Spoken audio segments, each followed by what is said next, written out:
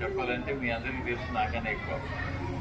ఎందుకంటే ఆయన పర్యవేక్షణలో మీరంతా కూడా సాధన చేసిన వాడు, గురువులుగా తయారైన వాడు, సాధకులుగా ఉంటున్నవాడు.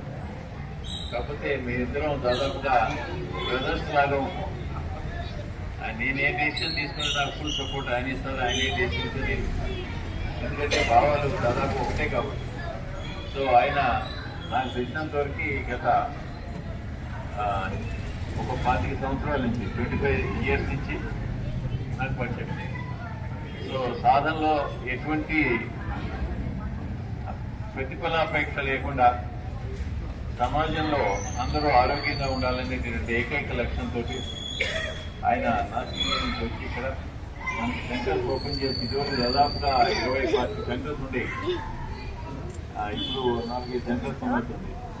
సో అవి కార్యక్రమం అంటే శిష్యులు వేరే చోట్లకి వెళ్ళి ఆయన ఆశీర్వచనంతో సెంటర్స్ ఓపెన్ చేస్తారు. అది కూడా మంచిదే కదా, ఎక్స్పాన్షన్ ఆఫ్ ది సెంటర్.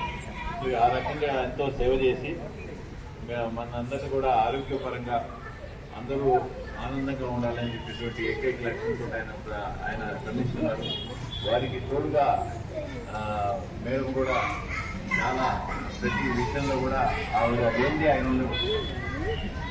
అంటే ఆవిడ ఇద్దరు చిలక గోరింకలాగా సీతా రాముల్లాగా.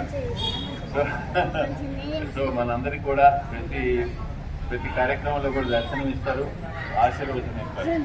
వారి ఇంకా ఇటువంటి కార్యక్రమాలు భవిష్యత్తులో రేపొద్దున హైదరాబాద్ లో కూడా ఆశ్రమం లక్ష్యం పెట్టుకున్నారు. కాబట్టి బహుశా అది కంప్లీట్ అయిన తర్వాత వెళ్ళేదానికన్నా నా అభిలాష ఏంటంటే ఒక హట్ లాగా ఏదైనా తయారు చేసి ఫస్ట్ ఎంట్రీ అయిపోయి అక్కడ మంచి ఆల్రెడీ గ్రూప్ పూజ ఇవన్నీ అయినాయి కాబట్టి సో మళ్ళీ గృహప్రవేశం కూడా చేసి ఆ తర్వాత అక్కడి నుంచే కార్యక్రమాలు కనుక ఇప్పటి నుంచే స్టార్ట్ చేస్తే ఆటోమేటిక్ గా డోనార్స్ చాలా మంది బిజినెస్ పీపుల్ ఉన్నారు పక్కనే